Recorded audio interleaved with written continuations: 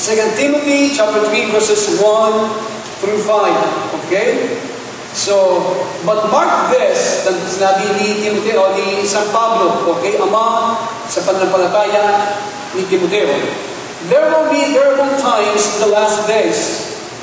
People will be lovers of themselves, lovers of money, boastful, proud, abusive, disobedient to their parents, ungrateful, unholy, without love, unforgiving, slanderous, without self-control, brutal, not lovers of the good,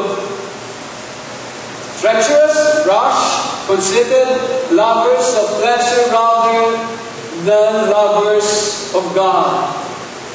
Having a form of godliness but denying its power, have nothing to do with them. Kaya sabi ko, mainang nabasahin ko sa sarili kong Tagalog. Dahil po at alamin mo ito, na sa mga huling araw ay darating ang mga panahong mapanganib. Sa ibang translation sa Tagalog babat-bat ng kahirapan.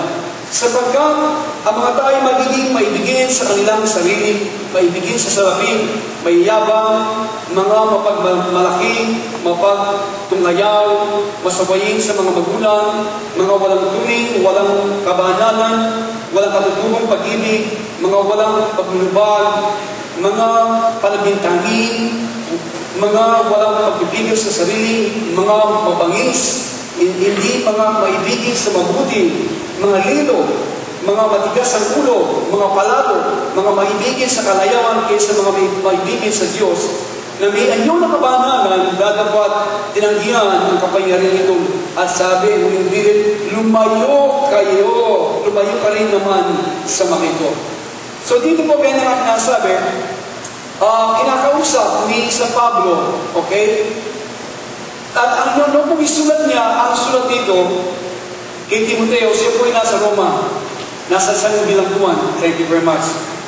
Knowing na kanyang kamatayan ay malapit na, sapagkat babasahin mo sa Timothy, sabi niya, ang aking pabilisan ay malapit na. Natapos ko na ang gawain nagagawa ng Diyos sa atin. Kaya sa kanya pong pagpapaalam, sa kanya pong protege, ang pangalan niya si Timothy, sabi niya, difficult days is about to come. Mabababat ng kahirapan, mga mapanganib na mga araw na dumadating. Sinabi niya mga bagay ito, sapagkat hindi ibig sabihin na wala ng kanyang pananampalataya sa Diyos. At ipinahayag niya mga bagay ito sapagkat nakikita niya mga bagay na nangyayari sa kapaligiran at pinabalain niya ang kanyang protege nito na si Timoteo na maghanda siya. Sabi niya, hard times are coming. Imagine, ito sinabi ni San Pablo sa kanyang protege ni Timoteo almost 2,000 years ago, let alone sa ating kalagayan ngayon. Amen? Kaya, days of stress were just around the corner. If a man was not ready, kung sa tao ay hindi handa, if he didn't brace himself in advance, he might be washed away when things got really hot. Ito kung mangyayari. In verse 1, is really the key to this whole chapter. Ito po ang susi, no? Sa buong kabanata, ng ikatlong kabanata ng pangalawang sulat ng Timoteo. Sabi niya, but mark this, sabi niya, there will be terrible times in the last days. Sabi niya, dadapat alamin mo ito. Ito pong bilin sa Pablo kay Timoteo. Alamin mo mga ito na sa mamuling araw ay dating ang mga panahong mapanganib. Dalawa po katanungan ang kalit pagpapasok sa atin. Una, what does Paul mean by the expression last days? Ano bang ibig sabihin yung sinabi niya mga huling mga araw? Ano pong ibig sabihin ng expression na ito? Actually po, ay meron tatlong kahulugan nito, subalit isa lang ang ating babanggitin. Obviously, it applies to the last few weeks and months and years preceding the Lord's return to the earth. Okay? Ang binabanggit po ito, mga lingkod, mga buwan, mga taon, bago po dumating ang muli ang ating Panginoon Jesucristo dito sa lupa. Pero I find it out to think in terms of labor pains. Ang kanyang sinasabi dito na ang pagbabalik ng ating Panginoon, kanyang sinabi, in last days, ito may katularan sa alam namin na lagi natin nadidinig, katulad sa babae malapit ng mga anak. Hindi ba? In the same way po, a pregnant woman knows when she is about to give birth. Hindi ba? Alam po lang sa ina, kapag malapit sa mga na paano pumamaraan, yung sumpong at sakit ay lalong tumitindi at naging madalas. Hindi ba? In the same way, the various things that Paul lists in the first few verses of 2 Timothy chapter 3 will always be present in some form. Okay? Mga bagay natin babanggitin kanina at binasa, lagi naman nandiyan yan, pero but will increase dramatically near the end of the age. Second, pangalawang katanungan, what will the last days be like? Ano po magiging larawan ng mamuling mga araw? Dito po atin nakita, no? The word translated terrible occurs only here and one other place in the New Testament. Sa particular po, Greek word used to describe them also in 2 Timothy chapter 3 verse 1, the last days will be, sabi, will be fierce, violent, dangerous, and frightening. Iyon po ang larawan ng mga huling mga araw. Magiging pababagis, sabi, o magiging maras, bayolente, mapanganib, at nakakasinda o nakakatakot. So Paul wants Timothy. Sabi niya, kapag ako ay lumisang na sa mundo ito, at sabi niya, things are going to get worse before they get better. Sabi niya, baka lang, mag-seatbelt ka na. Timothy, terrible times are coming. And that's why Paul said, kaya kung dahilan, sabi sa Pablo, mark this, okay? Tandaan mo, or understand this, pay attention to this. Kung ito ang bilang sa Pablo kay Timoteo, alas 2,000 ng taong nakakaraan, ito rin po sinasabi sa inyo. Hindi po alam kung kailan kong babalik uli, okay? Pero maiwan po si Pastor Alina, at isang mahirap na kalagayan na naman ang ating haharapin. Ganun pa man, ako'y dumadangangin na kapag naayos ko na dapat ko ayusin doon, ako'y makabalik dito at most of the time, okay, ako'y po nakikita na at ang kamay ko ng Panginoon na matapos na dapat tapusin doon sapagkat meron pong mga bagay na dapat natin gawin na meron pong relasyon sa ating iglesia dito. Okay, ganun pa man, sinasabi ko mga bagay nito bilang ama at isang pamilya. Mark this, okay? Unawain ninyo, magbigay kayo ng atensyon sa mga bagay na sinasabi. At lahat ng nangangaral sa likuran ng pulpitong ito. Huwag niyo mag-ibang walang bahala. Okay? Kaya, don't be naive and think that everything's going to be okay. Huwag niyo mag-isip ng mga bagay na yan. Okay? It's not all going to be okay. But take note of this. But forewarned is forearmed, sabi. To be forewarned is forearmed. Ibig sabihin po nun, kapag ikaw ay binabalaan na, ibig sabihin ikaw ay pinaalalahanan na, ang dapat mo natin gawin ay forearm mo sa sarili mo. Ihanda mo ang sarili mo. If we know what is going to happen, we won't be surprised when it does. Hindi ba? Kapag alam mo mga bagay na dapat mangyari, kapag nangyari na, hindi ka naman susupras. Bakit po? Sapat ibinalaan ka na, sinabihan ka na, ito ang mga bagay na mangyayari. Hindi ibig sabihin din sa ating church, tayo ay malayang, nakakapagsamba sa Panginoon, walang mga pumipigil sa atin, walang mga sundalo dyan, walang mga ibang mga reliyon, guys sa Saudi Arabia, mga mutawa, okay, na nagbabantay sa atin. Sa mga kapatid na pinag-uusapan natin yung mga kapatid natin na nagtrabaho sa Saudi, sa Middle East, kung saan sabi, doon mo makikita ang tunay na Kristyano. Kapag naging Kristyano, ang mga Pilipino doon sa Saudi, talagang tunay na Kristyano. Bakit sabi ko? Sapagkat alam nila, ang suklin noon o adoptong, pwedeng ito'y ikamatay, pwedeng bihagin, palas-palas, di ba? They count the price. Iyan po ang maraming mga Pilipino, kapag sila ay naging Kristyano sa Middle East, iyan po ang kanilang binibilang at kanilang kinoconsider. Kaya sabi dito sa atin, napakadaling maging Kristyano. Okay? At napakadaling mawala sa kanilang pagiging Kristyano. Hello? So, all list of the end-time events can be summarized as follows. Paul listed a dozen things to substantiate na ito ang mga bagay na magaganap. Okay? At alam mo na ikaw ay nasa huling mapapanganib na mga araw.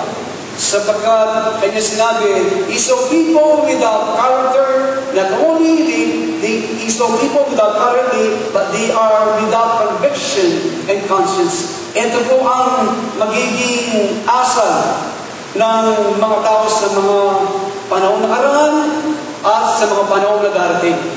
Doon mga bagay nito ay nakikita na natin sa nakaraan, pero gaya po natin na sabi, katulad sa babaeng malapit na mga anak, lalo kung tumitindi, nagiging mabilis. Okay? Ang ganitong mga pangyayari. So, first, let's investigate the people without character. Sabi, lovers of their own selves.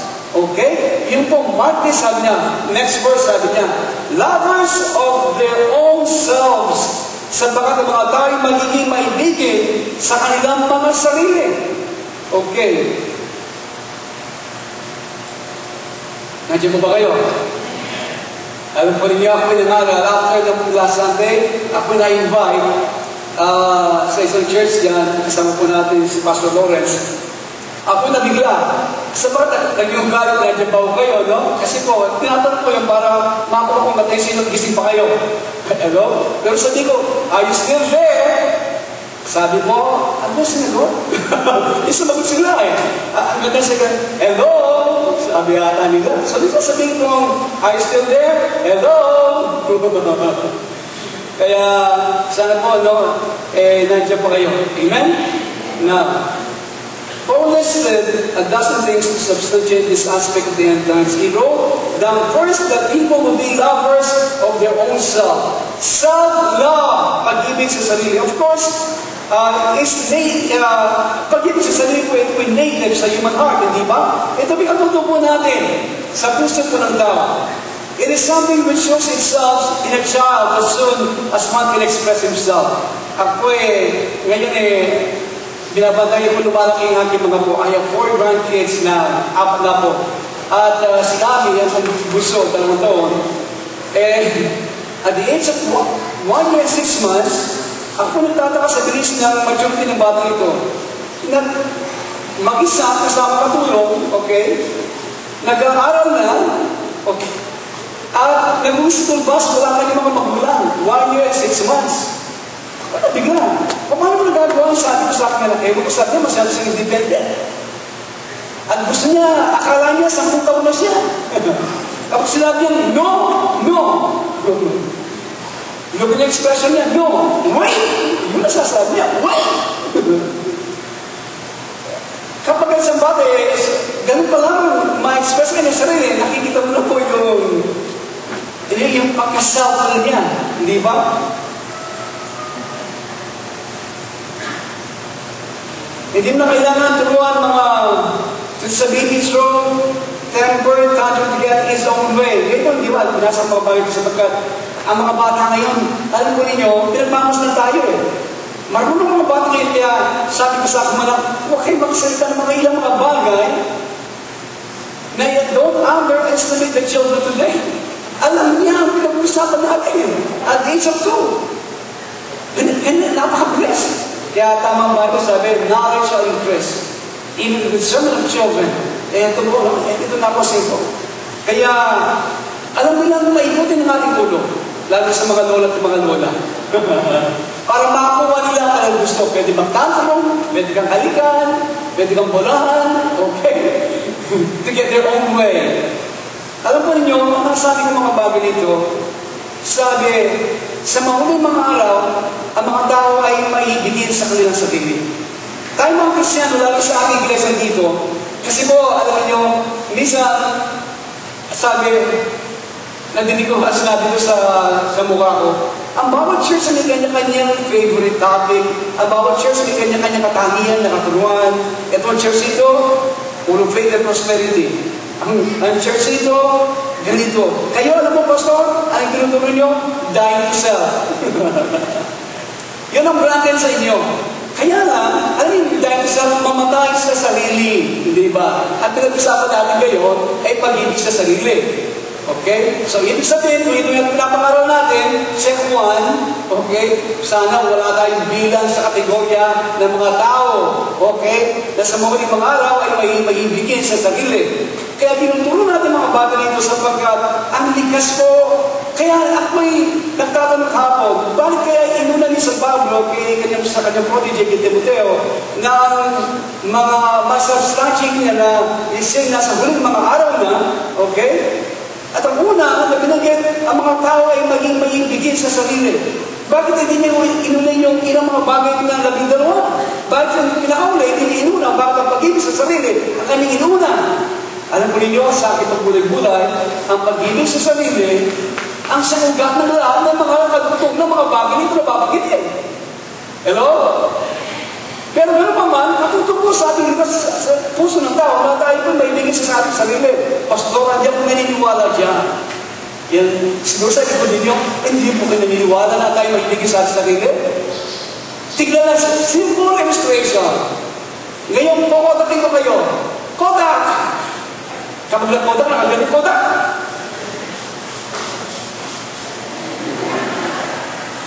Kapag na-develop na, sino mo na unang titignan mo kapag na-develop ng picture? Sarili mo. Eh, ayaw mo ito. Huwag mo lang sa Facebook yan.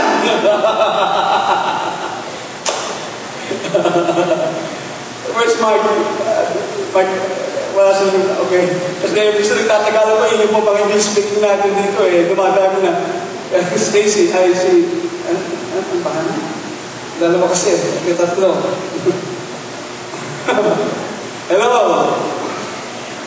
Alam po ninyo, kaya napakalaga, kahit dito tayo mag-well, okay lang. Okay? Kaya sa susunod, magpatuloy po tayo. Maiibigin sa sarili. So, ano pa kaya ang mga prueba natin patunayan? Kaya, dito po, gaya na nga nasabi, meron tayo pamatay na dapat daanan ng Kristiyano. Kapag tayo naging Kristiyano, ibig sabihin, ibinuksan ng ating puso, okay? Ibig sinabi natin, Lord, I open my heart, okay? Though wala yung expression tayo sa Bible, pero may yung nagamitin, at effective naman, okay? Binubuksan ko ang aking puso, aking buhay sa iyo, magpasok ka sa aking puso, tinatanggap kita na aking Panginoon, okay? At tagapagligtas, magbuhat ngayon, ikaw na Lord, maging Lord ng aking buhay, okay? Maging Panginoon. So, pag yun ang ating ginawa, ang Diyos po ay pasimulaan na, okay? Na kikilos, ipapayag ng maraming mga bagay, patungo sa kanyang sarili. Na, ginagit ko mga bagay nito, habang tayo nagpapatuloy sa ating buhay Kristiyano, na tatlong kamatayan na dapat daanan natin. Yan hindi po, ito tinuna sa likod nito, no? Behind the pulpit, but hindi po ganun dinidin sa maraming mga churches. Muli nais mo din. I know most of you by heart, alam po ang mga tatlong kamatayan na itong dapat daanan ng mga Kristiyano. Actually, if there's death, there's resurrection. Kaya sabi nga ni Bible, kung paano Panginoon mo siya nasa lupa, dapat maging ganun din tayo. Ibig sabihin, ano naranasan ng Panginoon, yun din natin maranasan. Yan sa panganay, is the firstborn sa lahat ng mga bagay. If He died, He resurrected, ganun din kaparaanan ang lahat po ng mga sumasampalataya sa ating Panginoon. Amen? So kung tayo po ang kamatayan, ay yung kamatayan na tinatawag death to the world, okay? Kamatayin sa diktahan ng kamunduan. Alam po niyo ngayon, mamaya babagitin ko, pero yan po ng kamatayan. Iyan po dapat paglabanan natin araw-araw. Kung ikaw ay namatay sa mga bagay sa sanglibutan, pag-ibig sa sanglibutan, meron ka dutong na muling pagkabuhay. Yan ang buhay ng ating Panginoon, idadagdag niya araw-araw. At pangalawang kamatayan, sabi, death to sin. Kamatayan natin sa kasalanan, nagdidiktas sa atin, lumagligtas natin. At yung pangatlo, ang pinakamahirap, okay, kahit na ikaw ay matagal-tagal ng Kristiyano, eh dito bigla na araw-araw dito ka, dinadala pa yung pinatawag na death to self, kamatay sa sariling kalooban. Iyon, bilang mga Kristiyano, ano kayang dahilan ba kaya tayo nandito? Ano kayang dahilan kaya naglilingkod tayo? Para pagkaposisyon, mag-leader-leader tayo, okay? Para makapagdenda tayo dito. Alam niyo, sa church, maraming mga motive. Pero meron oras sa mga bagay na yan, okay? Pero kung lang yun ang nag-drive sa iyo, yun ang motive mo, para nandito ka, anong ganon? Pag-ibig sa sariling kalooban at sa sarili. Okay? Alam po ninyo,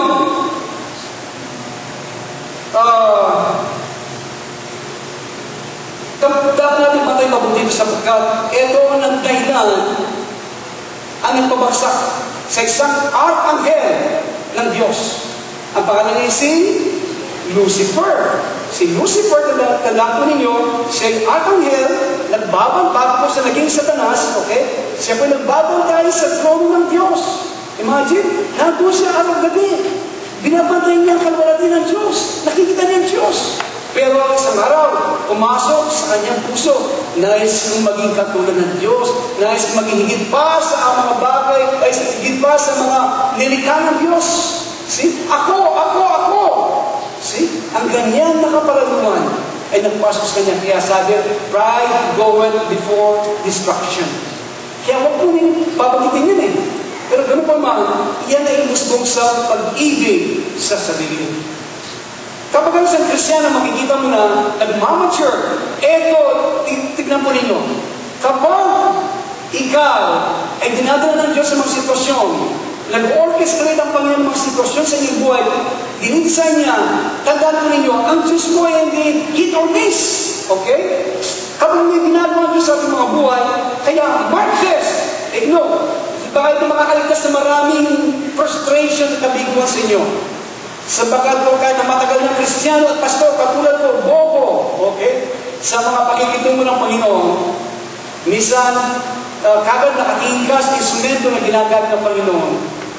Mark this, tandaan ninyo, ang bawat buhay natin, ang bawat sitwasyon sa bawat araw, may tinuturo ang Panginoon, may ginagawa ang Panginoon. Saan? Patungo sa kamatayan, sa pag-ibig sa sarili. Hello? Tandaan ninyo. Kaya pag nakita niyo sa Facebook, lagi nakaganyan ka, wala ko masama dyan Okay, parang pakyo tayo ilan Hello? Pero ang motibo mo ay nandyan, hindi po, alam niyo, para pakyo tayo ng pakyo. Hello? Pagbantay po tayo mabuti. Wala ko masama nag-aayos tayo.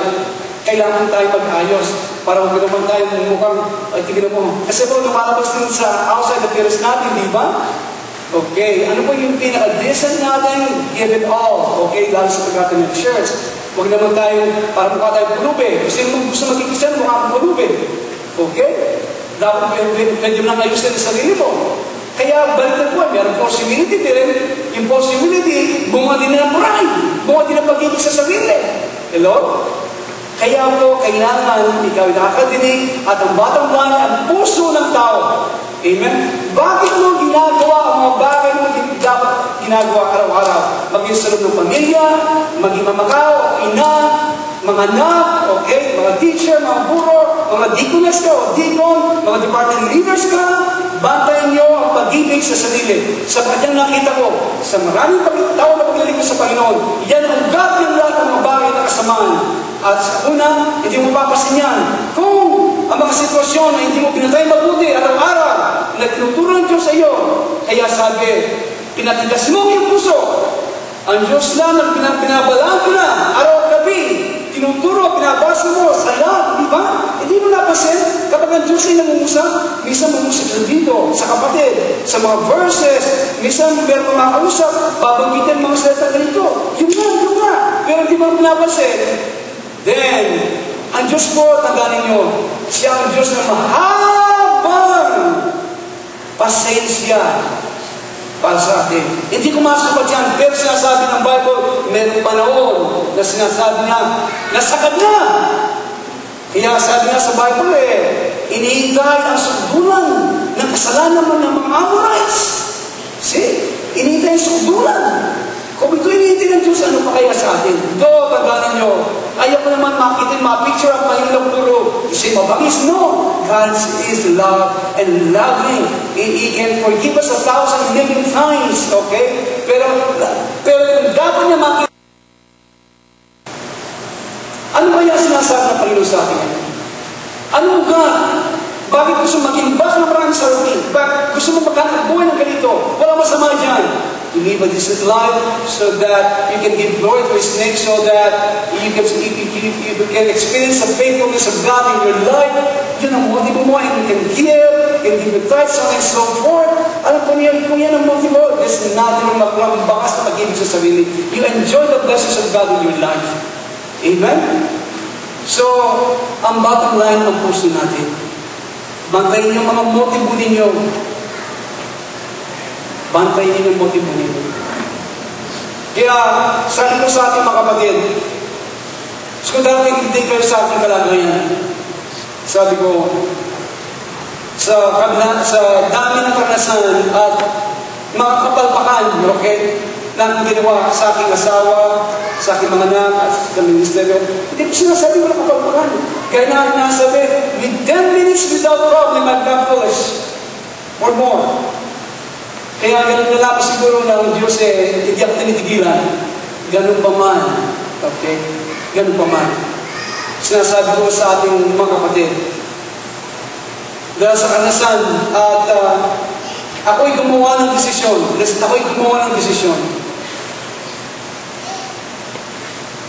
Ako yung bubuhay ngayon, sabi sa Pablo, sa Galatians chapter 2 verse 20, I try to apply that in my life. And I consider, kaya sabi Paul, reckon yourself dead. Ibilang mo patay ka na sa sarili. Ibinibilang ko, pero hindi madalas. Yung dating Pastor Edgar. Okay, siyang musbong.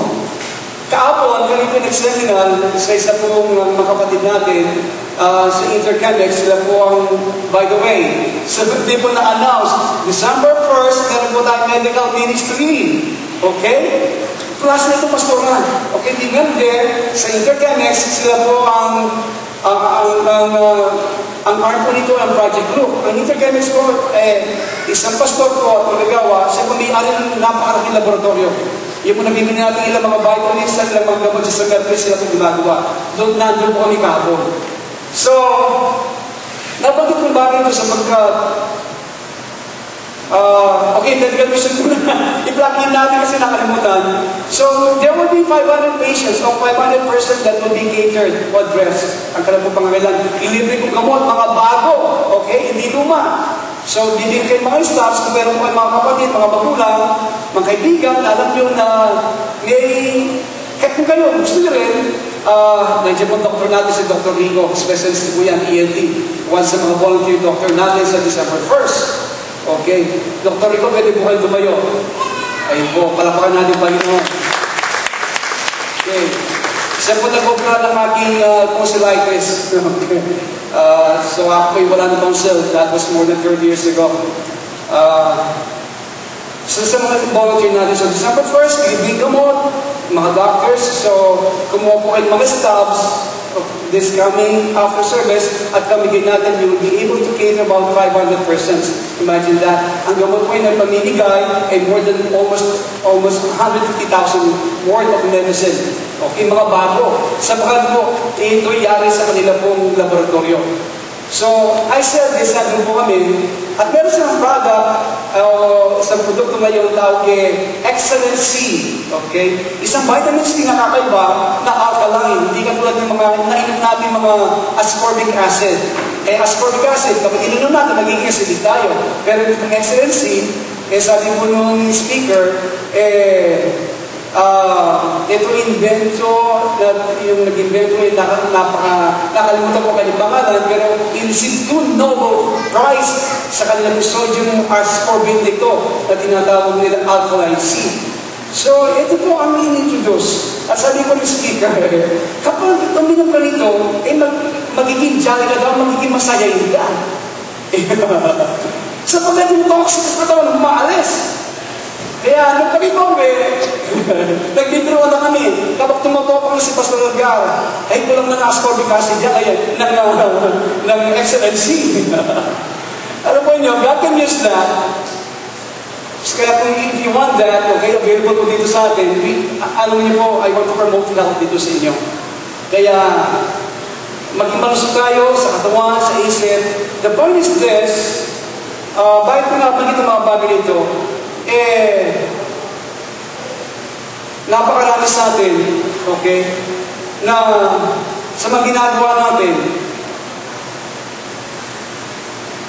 kung ang inyong motibo at ang puso, kung ang ganap nasa gumawa ko ng desisyon sa aking buhay, at sinasabi ko ito sa aking mga ginagawa ko mga bagay nito, una, anuman larangan, sa pangangaral, bilang ama, bilang kaibigan, bilang pastor, okay? Ang unang iniisip ko ay ang aking pag-ibig sa Diyos. Ito mo sinabi ko kay Doc.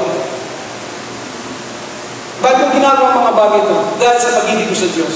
Mahal ko ang Diyos. Yung ignapay ko, Lord, I love you above anything else in this world. Minamahal kita. Iniibig kita, higit pa sa mga bagay sa libutan dito. Iyan po sinusubok ng Panginoon. Tandaan ninyo, when you confess that, lumalapit kayo dito sa altar, when you say, Lord, I love you above anything else in this world, God will accept that. Tatanggapin ito ng buong puso ng Panginoon, and He will be glad for that. Nasa bibig mo, binanggit mo, okay, binikas mo ang bagay sa Panginoon, yun ang kaninintay. But, just like David declared, I love thee, O Lord, my God, my strength. God will prove that over and over again until wala na siya makitang anumang pag-ibig mo sa anong bagay sa sanlibutan ito. Hindi mo lang dinig ang sinasabi. He will prove that. He will test that. So, I have been experiencing that. Yung pag-ibig ko sa Diyos. I have been confessing that. I love you, Lord. I love you more than my wife, my grandkids, more than the ministry, whatever. Let me kalabos sa akin, pinapatiwala. I love you more than this. And God's testing that. Lalo na po sa pag-ibig sa sarili. Amen? Hello? Alam mo yung binabalik ng mga bagay ito, it will save you a lot of frustration, lalo kang susunod, maging mabilis. Okay? Ay hindi mo paglalakbay tungo sa pakikipagpisan nyo sa ating Panginoong Jesucristo. Amen? Kaya, yun ang unang motibo pag ginagawa ang bagay dito. Sinasabi ko, ginagawa ang bagay dito hindi nasa pag-ibig sa sarili, kundi ang aking pag-ibig sa Diyos. Pangalawa, ang pag-ibig ko sa aking asawa. Kay Pastor Karina, siyang pinaka-magandang babae sa balat ng lupa. Noon, ngayon, at magpakilanman.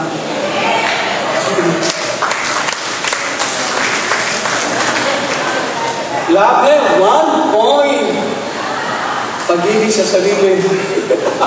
Alam po rin, no? Kapag minahal mo sa inyo, ano pong ibig sabihin nun? Minahal mo lang sa sarili mo. Bakit? Isang pag-ibig na banal. Ibig sabihin nun, makakain ka na mabuti. May masarap na pagkain. May masarap na halik. Di ba? Bakit po? Siyempre, mahal mo kasi ako. Magiging maayos. Wala yung pag-isip mo sa mahal. Ganun na, ganun na, ganun na, ganun. Alam niyo ba mga lalaki pa nagsasalita ng ganun? Lagi ang mga babae, kulang ng pag-ibig. Kaya kailangan mo unawan yung language of love. Kailangan mo yung 5 language of love. Kaya mga kalalakihan, mag-seminar tayo dito. Amen? Mga babae, kakainin niyo kung mabuti. Pag malakas kakainin ko, papakainin ko sila. Bababait ko sila ng pag-ibig. Una sa Diyos, pangalawa lang sa inyo. Amen? Dapat malaman niyo ang language ng inyong mga asawa. Akala niyo service tayo, hindi naman yung language niya na gusto niya. Dapat alamin mo. Yan po ay natutunan mo after 60 years. 55 pa lang ako.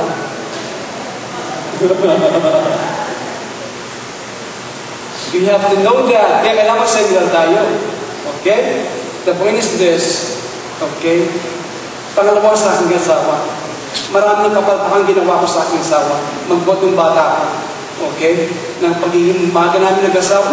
Mga kabataan, huwag niyo kami tularan dito.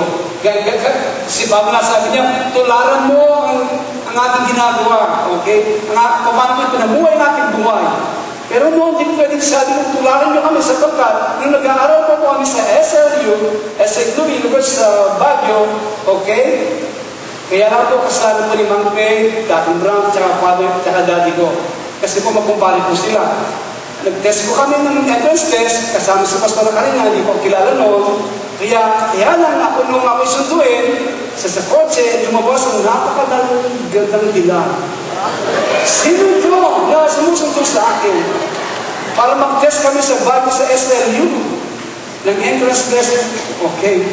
Patapos ko, dati, entrance ako sa University ng Santo Tomas, bumaksak ako. Okay? Sa SLU, sa pangatlo, nung high school ako natupad ko lang kayo mga kabataan ko, papalag kayo natupad ko, puro basketball. Puro, basketball addict ako eh. Natutuwa ko sa basketball eh. At saka chess.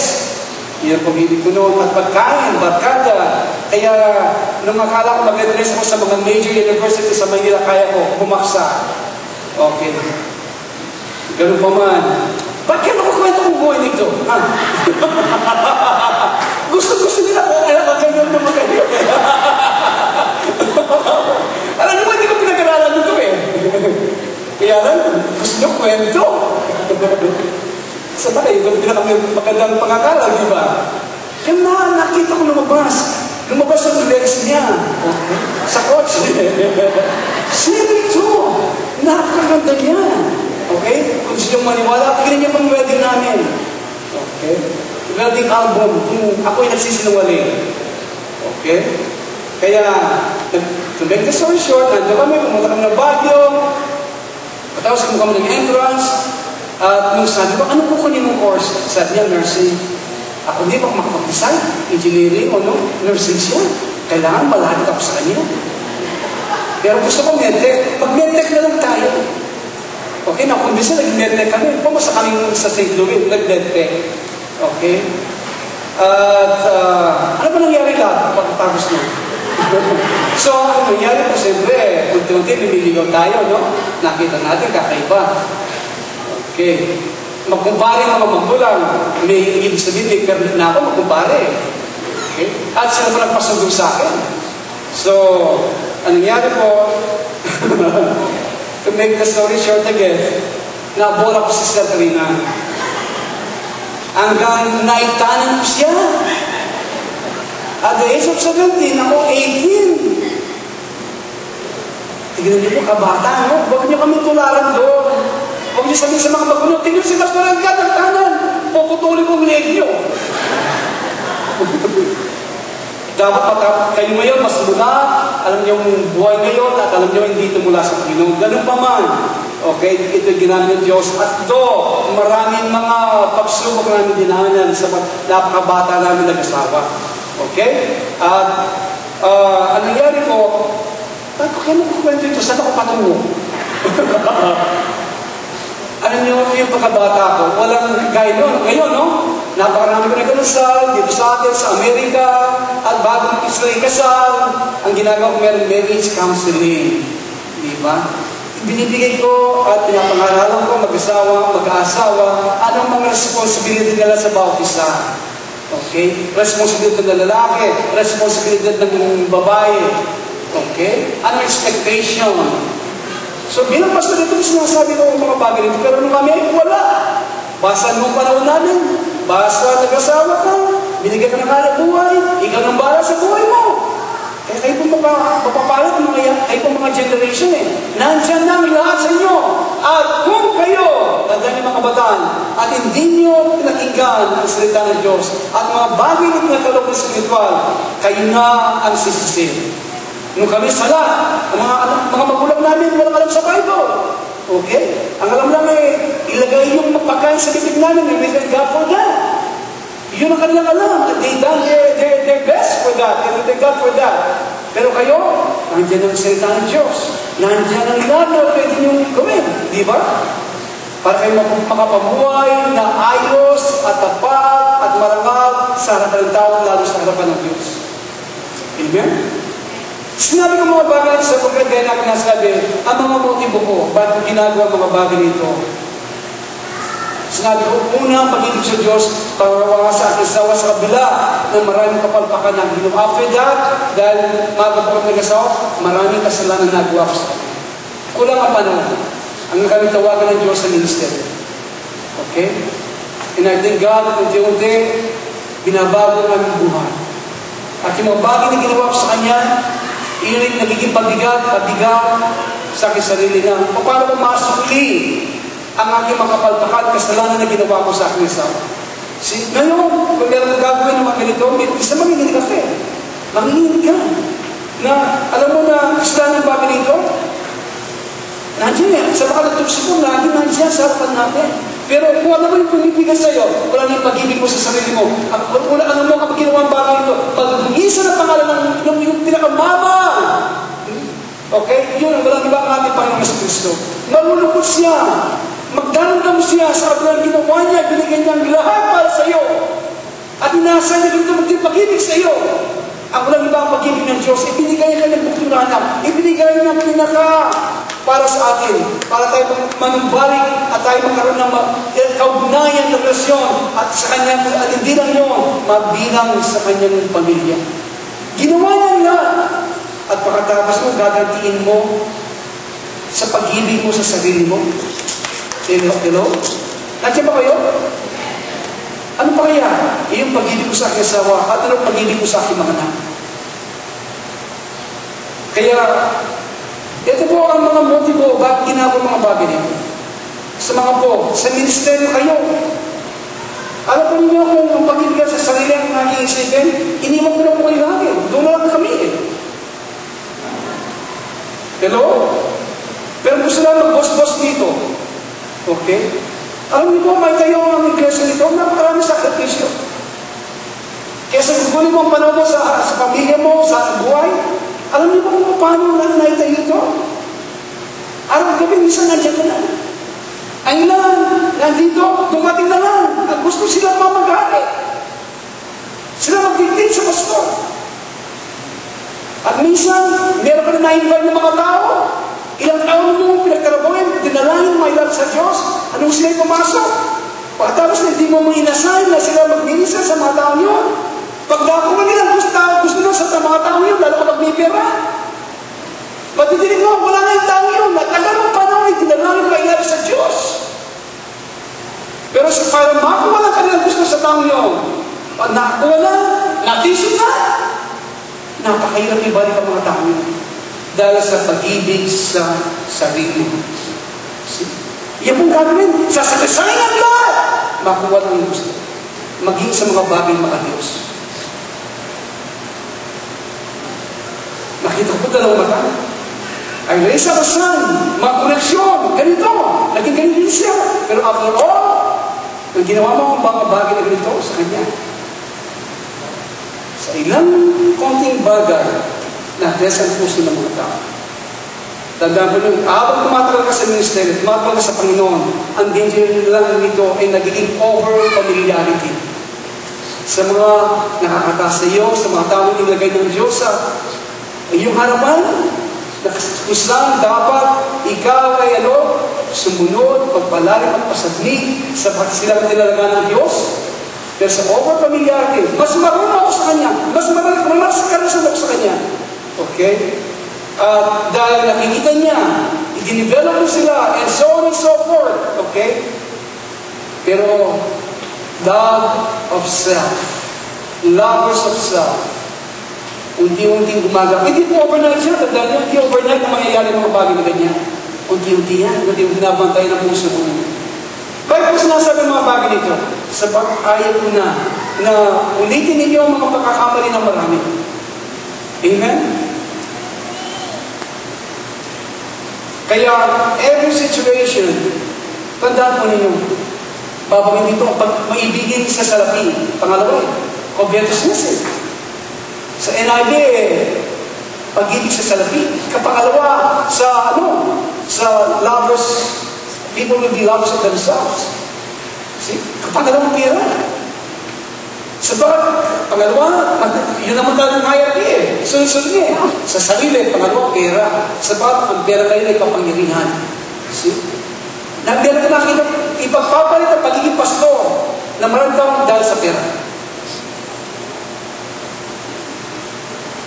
Pagpapalit ang namang magandang relasyon dahil sa pera. Wala po sa masama sa pera, okay? We need money today, especially nowadays. Pero, money per se, wala masama. We know that, isn't it? Wala masama sa pera. We need money, isn't it? So that's why we are here, because God has blessed this work. Hindi ba? Pero, ang sinasabi ng Bible, ang patungkol sa pera. You know that, the love of money, ang pag-ibig sa salapi. Magbabago ang Kristyano kapag ang perang binagit. Magbabago ang mga Kristyano. Tignan nyo ang motibo, ugali, Lahat. Nakita ko yan. And I thank God. Matagal almost more than 50 years, wala pa kami pera. Kaya kami nagkatiwala ng Panginoon konting salapi. Ngayon, nakakaalis kami. Para bang wala ka sa lapit sa masalay ka ng walang pera? Hello? Sabat alam mo natin ito ka na magdepende, magtiwala sa Diyos.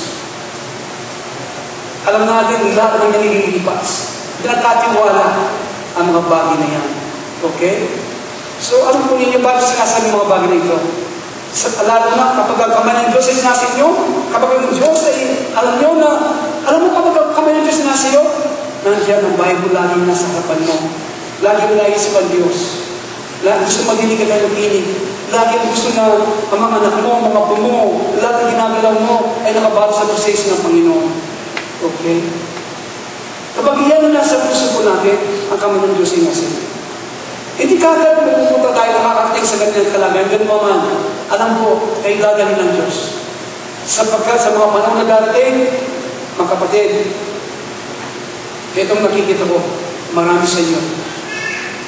Ikakayaan nyo ang buhay nyo para sa Panginoon. Mark this. Ito na tukso ito hindi na hinaharap unti-unti. Pero palang araw, tatayo kayo, ay tatanong sa inyo, sinong mamahalin mo? Sinong paglilibro mo? Ang Panginoon o ang sistema nito? Haharapin po natin mga bagay na ganyan. Kaya alam niyo po, mga generation na dating, inihahanda natin. Ako po'y nakakalit, ako po'y nangangamba. Hindi ganyan katibay pa, okay, ang ating mga anak. Ano pa kaya tayo? Ako rin, sinyasiyasat ang sarili, agad ba ako sa mga paling na ganito dati?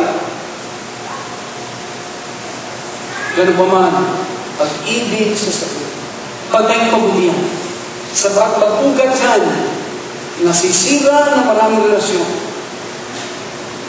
Hello? Lalo na ang relasyon sa Diyos. Ito po yung naranasan ko. Kaya binabanggit ko mga bagay na ganito. Binubuksan ang aking puso. Pero kung kayo ay nag-yield, sumunod sa gusto ng Panginoon, ibilang natin tayo, patay na sa ating mga sariling kalooban, patay na tayo sa pag-ibig sa ating sarili. Alam po ninyo, hindi ba naisip, hindi mo pumasok niyo sa isipan, nakita niyo mga mata, o nadinig niyo mga tenga, na pwedeng pagkatiwala ng Diyos sa inyong mga buhay.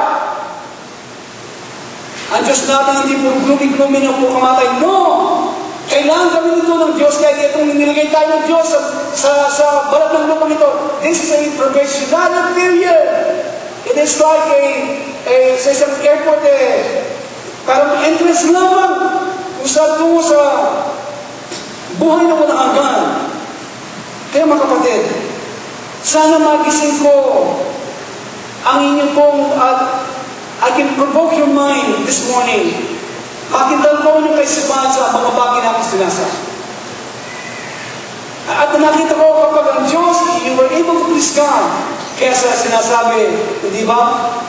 Seek ye first the kingdom of God and His righteousness, and all these things shall be what? Added unto you. We know that it has been cliche, but we're not doing it. Pag-ibig sa sarili. Alam niyo po, kasi siguro kahit natatlong araw tayo, pag-usapan natin, hindi tayo matatapos. Amen? Hello? Okay, one more kung itatapos, may magpapalam na. I hope so. Hello? Now, ito po, no? Verse 2, may bigis sa salpi.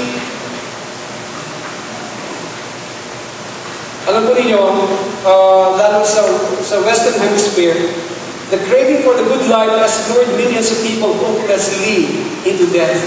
Kaya, as a nation, we are a people addicted to living beyond our means in order to gratify our wants. The old-fashioned idea of working and saving for what we want has long since been abandoned. Our love of money and the things that money can buy has saddled millions of people with hopeless burden. So, ano ba? Boastful, proud, and abusive. Mayayabang, mga mapagmalaki, mapagtungayan, abusive, abusado. Paul says, in the last days, people will be boastful, proud, and abusive. Nowhere in our society is that better illustrated than in the popular music of this age. Kaya listen ko ninyo, how a generation looks at life is often reflected in its music. One generation gives birth to hymns, another to marital and patriotic songs, and another to romantic melodies. Our generation has given birth to rock, hard rock, punk, and acid rock music. So the music of today is filled with contentious attitudes towards human life and society. It is the music of a generation that is defiant, blasphemous, proud, and yet at the same time gripped by an overwhelming sense of despair. The lyrics of today's popular music often glorify sin, rebellion. They scream in the face of God. The relentless beat hammers the message in the depths of the human heart. The names taken by popular contemporary music groups also mirror arrogance. Clearly how this group thinks. These three words, boastful, proud, and abusive, sums up much of the music of today, and the masses love it. See? At makikita natin, alas mo sa musika, makikita mo ang tindig ng mga henerasyon, di ba? Kaya sa ating kapanahonan, dito is nila ang mga punk, ang mga rock music. At makikita nyo ang laman ng mga mensahe ng mga awit. Alam niyo po ang nakaraan? Meron mga ilang kabataan sa pakikinig ng rock music nagbigtil. Pinatanyakan ng sarili. Meron mga kanina mga mensahe sa maraming mga awit. So be careful. That is satanic. Lalo sa mga young people. Okay? Ayaw ko naman sila, Pastor, outdated ka naman at irrelevant ka. No! The music here, okay, is awesome though sometimes the beat is fast sa what we have to go with. Alam niyo ba, ang Espiritu ng Diyos ay nag-introduce din ng ganyan mga music, pero ang mga message ay kakaiba. Amen? They're wholesome. They glorify God. And they bring us nearer to God. Kaya, alam niyo po mga tao niyo sa sector, they invest millions of dollars in it. They actually, sinasama nila mga composer and performers, listen to it by the hour and usually in blaming tones.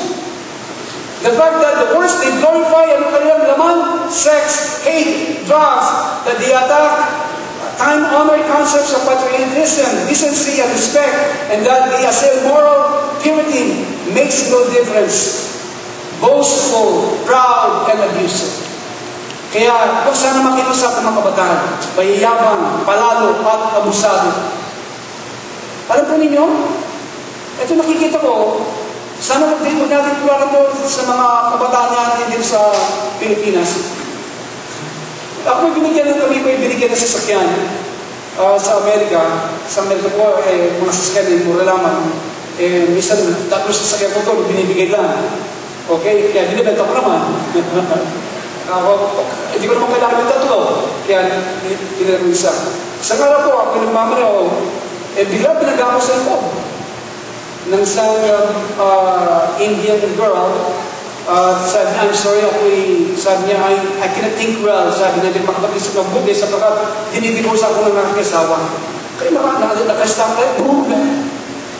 Pagkatapos, napagawa dahil sa insurance, alam niyo, after a week, kinuha ko sa talyer, pumunta ko ng downtown Chicago. Alam niyo kung nangyari? At midnight, meron po tayong gawain doon.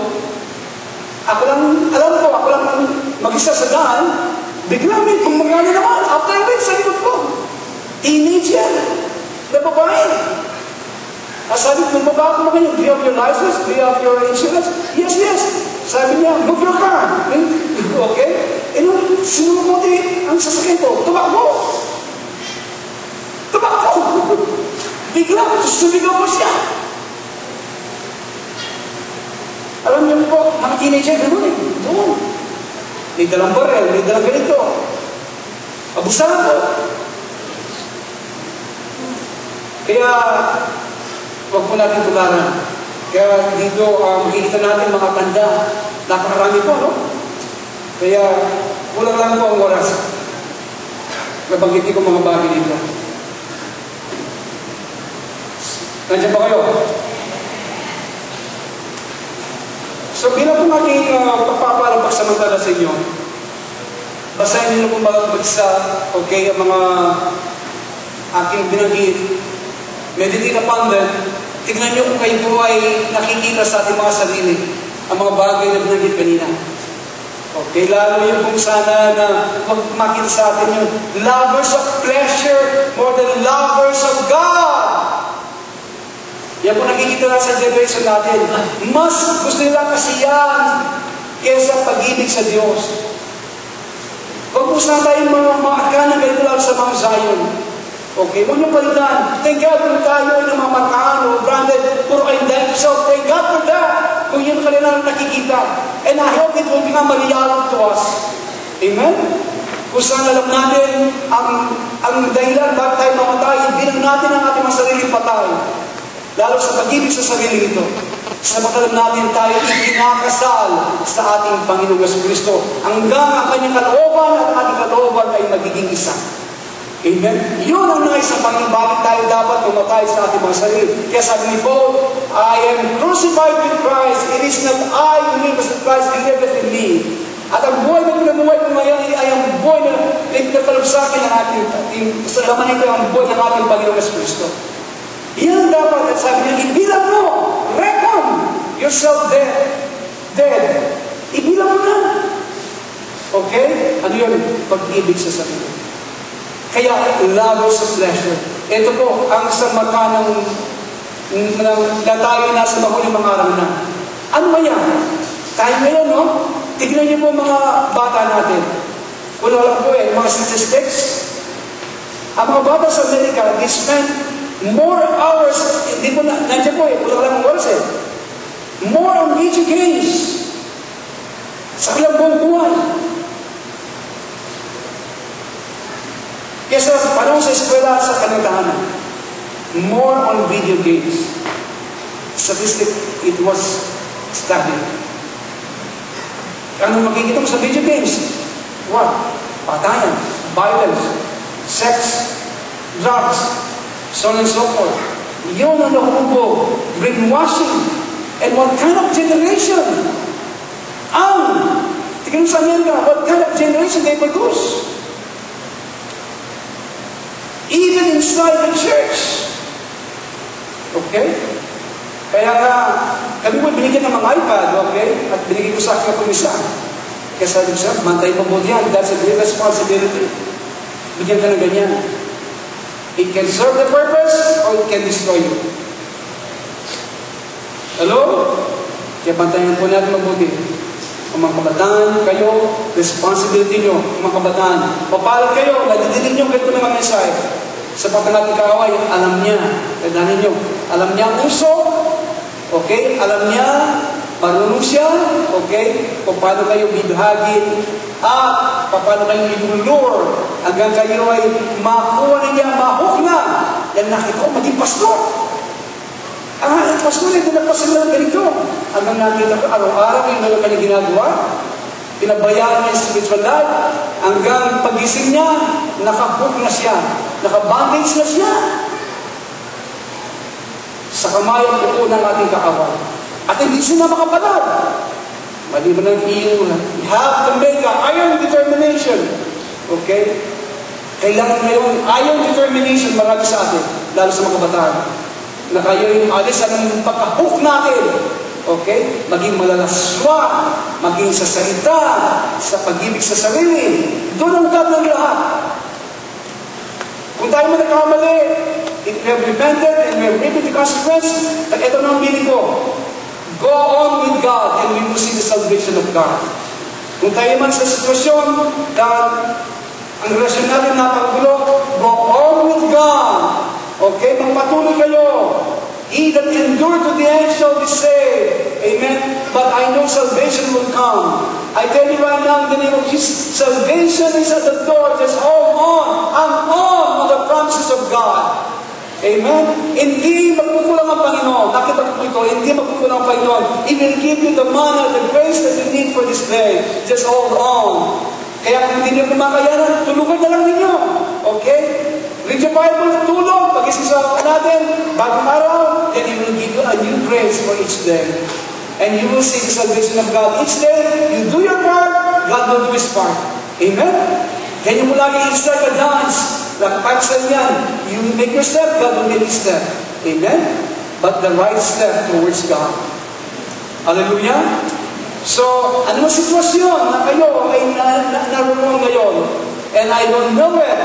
In all fields, emotionally, mentally, financially, relationally, whatever situation, of all the promises of the Lord, meditate upon the Lord, meditate upon His promises, meditate on Him, what He has promised to you, hear His voice, listen to His voice, obey His voice, obey His command, and then He will pull you through.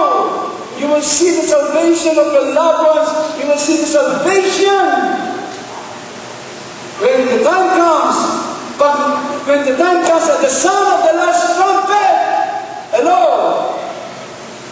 bigla magbabago ang mga nyo, sinasabi sa 1 Thessalonians, hindi ba? Ang namamatay kay Kristo, sila munang tatayo, at tayo nagbubuhay, ang katawan nito, ang aagos na sa mga ugat nito, ay walang ibang buhay, kapangyarihan ng Espiritu Santo, at tayo, ay mag-unti-unti, magniningning, ang liwanag, ito'y sasabog sa ating katawan nito, like a million watts bulb, and suddenly, oh God, I'm waiting for that day. It will happen. Kung saan magbabago natin yung namatay kay Kristo. At tayo naman hindi mahuli sa kanila. Magbabago natin mga nyo. Magniningning, magigit pa sa sinag ng araw. Okay? At yung mga tao sa loob ng iglesia na binigyan ang pangangal ng Panginoon, ang mga tanda na mangyayari sa mga huling mga panahon, hindi nakinig. Makikitila sa dalawang mata, sa katabi nila, ang mga kapatid, mga magulang, nagbabago ang kailangan nyo mga katawan, and they know from their heart, I have failed you, Lord! I have failed you. Hindi ako nakinig. And suddenly, all the wrath of God will be poured out in this world. Prepare for that. Prepare for that. Okay. Amen? Let's all rise up, please.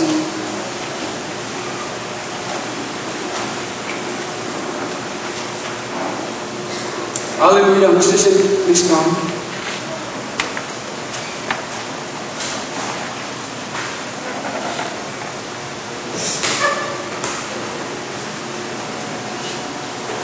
Thank you, Jesus.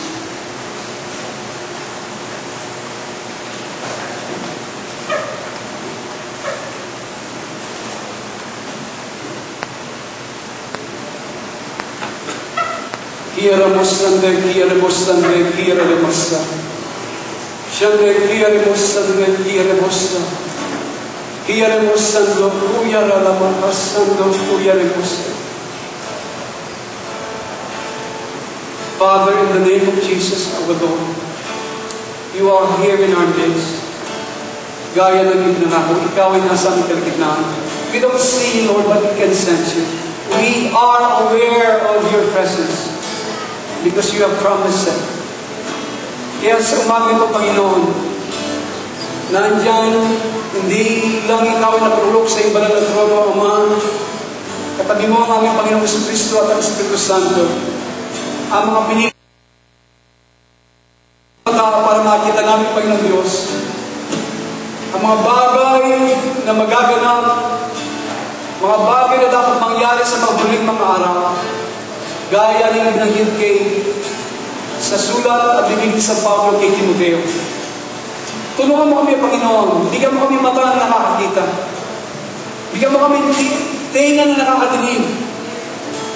Maliban din mo gagawin yung Panginoon, hindi na pagdidinig ang sinasabi ng Espiritu Santo, lalo na sa mahuling kapanahon na ito.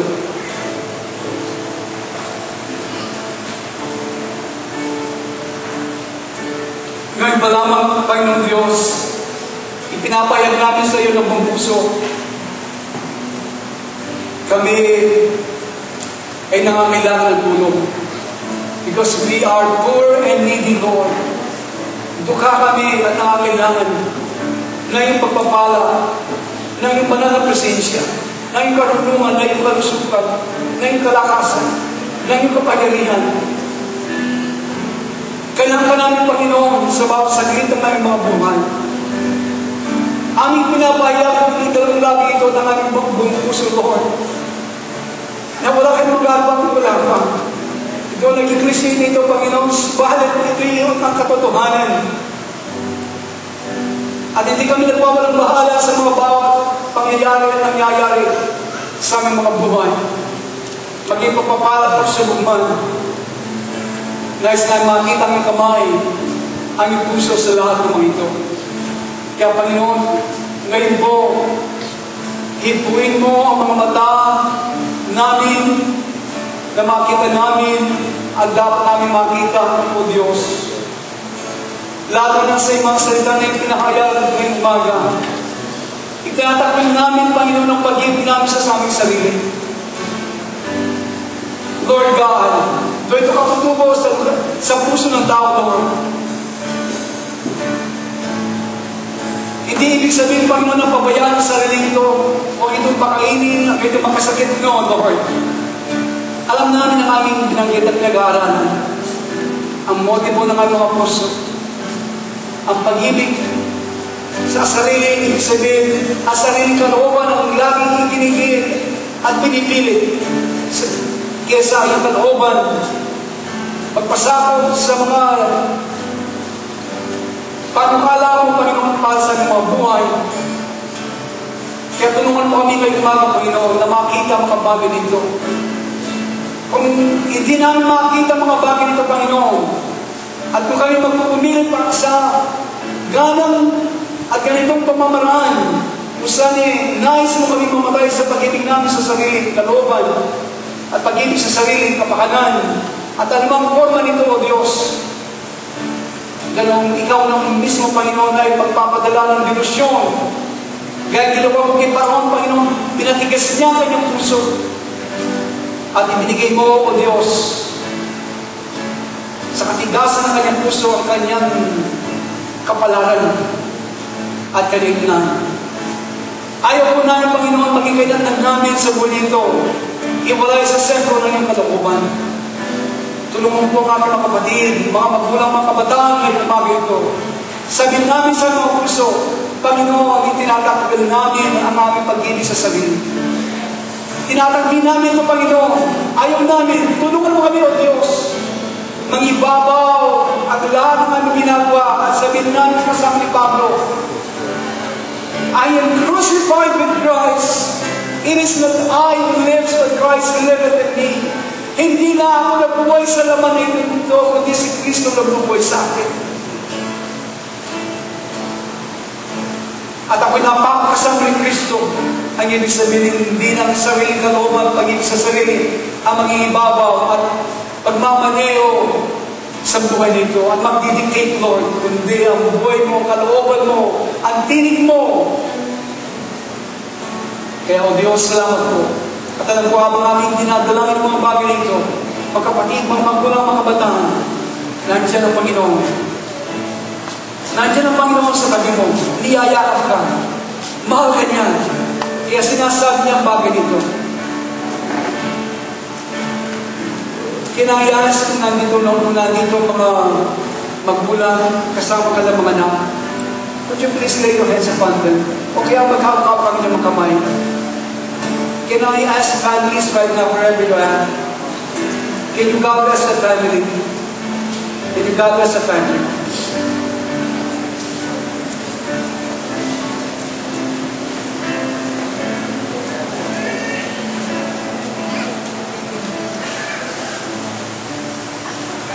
Can you God bless the family, please?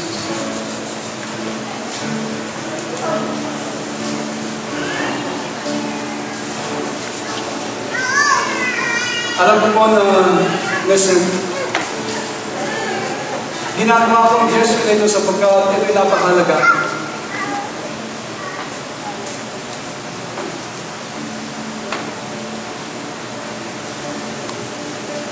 Ito ang mga bagay natin binanggit ng mga magiging marka ng tanda ng pamuling mga araw. Eh, sinasabi, ang mga anak ay magiging masamil sa mga magulang. Balik na din, mga magulang ay sabi, don't exasperate your children. Mga magulang naman, huwag natin ikitan ng lubos ang ating mga anak. Sumusubad sa mga limang araw sa sinasabi ng salita ng Diyos, ilalapit ng Diyos ang mga anak sa kanilang mga magulang at ang mga magulang sa kanilang mga anak. Kung ang ating mga magulang ngayon ay nawawala ng landas, o ang mga anak ay nawawala ng landas, eto paano natin dalangin sila na manumbalik sa Diyos. Subalit kayo na dito ngayon, tayo may gumawa ng desisyon. Gumawa po tayong desisyon na mahalin ng Diyos higit sa anumang bagay. Pangalawang, mahalin ang kanya-kanyang nating asawa. Mahalin ang mga magulang. Mahalin ang mga anak. Alam natin, ang mga anak natin ay kanya-kanyang ugali. Mga magulang din, hindi sila ganun din. Ito ang panahon na tayo po magpatawa agad sa bautisa. Ang pagkukulang natin sa bautisa, Panginoon Diyos, tukuban kami ngayon. Nandito, Lord, the family, the moral fiber of society, Lord God. Itong nice pasakin ng aming kaaway. That's why, Lord, in the last days, the enemy will grip, Lord, first and foremost into the families as well. Sisirain niya maglosyon, Panginoon, in many ways, in many temptation. Dawa, Panginoon, huwag ang kasikiman, huwag ang pag-ibig sa sarili, sa salapi, ang mamagitan sa pag-ibigan ng mga miyembro ng pamilya ng Mount Zion, Lord, in Angeles City right now. Huwag maging dahilan ng mga bagay namin pinagkita, sinisira o Diyos, o mga bisyo, kung ang mga magulang bagay o sa miyembro ng magulang ay nalulo sa bisyo, Lord, and the other members of the family will pray, intercede, day and night, Lord God, sa mga members of the family, Lord.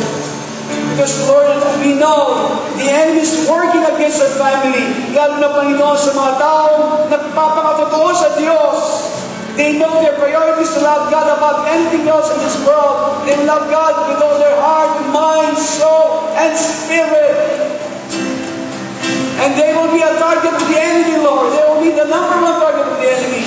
Because they know and he knew that if a Christian make a decision that he will love God with all his heart, mind, and soul and spirit, and others as himself, he knew when he is learning to die to himself, he knew that his kingdom, his power is being destroyed and influence upon that Christian, upon that individual right now. He knew that. That's why he will make every effort. He will make everything that he has. He will do everything that he has, all his armors, against the person, against the family, against this church. That's why ganitong atake niya sa atin. He knew, and we knew that if we make an iron determination right now to love God with all our heart, mind, soul, and spirit, above anything else in this world, more than ourselves, he knew his end is done. Katapusan niya ay nandun na. So make that decision right now, and he will back us up right now. At ang Panginoon Diyos at kapangyarihan ng kanyang Espiritu Santo and all the forces of heaven will be with us when we will make this decision. Put a hedge of protection right now, Lord, in every member of the family holding hands right now in this church. Lord, that will be a chain, Lord, a chain that will not be broken with anything, Lord. Children will be obedient to their parents, and parents will love their children, Lord, without partiality. Oh God, in the name of Jesus, in the name of Jesus, lukupan mo ang bawat pamilya, Panginoon, every family, Lord, na represented in this church right now. In the name of Jesus. Those who are here and those who are not here, Lord, be with them right now. Seal that, Lord, right now. By the power of your blood, in the name of Jesus. Seal it, Lord, with your Spirit, Lord God. Ang desisyon ginagawa ng bawat miyembro ng pamilya na hawak-hawak na ng kamay sa bawat isa. That love will not be broken right now as we hold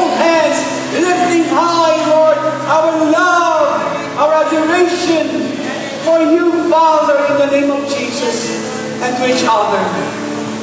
Thank you, Father God. We love you and we bless you, Lord God. I pray, Lord, for the double portion of God's Spirit. Put hope in every heart. Put hope. Hope, Lord. Pag-asa, Lord, mula sa salita. Mula sa Espiritu Santo, Panginoon. Put hope right now in the name of Jesus. Open heavens, Lord, upon them. Pour out your financial blessing upon every family, Lord. To the faithful, you will show yourself faithful. Ipakita mo ikaw tapat o Diyos sa mga tao nagtatapat sa iyo. In the name of Jesus. Thank you, Father. Thank you, Lord God. We forgive each other, Lord. We forgive each other. We forgive each other. Lord, maybe labas na kinabusado tayo. We only thought of ourselves. Hindi tayo nagparaya. Sapagkat hindi natin tinignan sa mata ng Panginoon ang ating mga kapatid, mga magulang, mga anak. Una natin isipin ang ating mga sarili. Kapakanan, yan ay tanda ng pag-ibig sa sarili. Ang tabayanan ng bawat isa sa pag-ibig ng Panginoon. Sa abo natin makakaya. At the end of the day, tandaan ninyo, sa katapusan ng bawat araw, ang mga kasama mo, ang mga mahal sa buhay.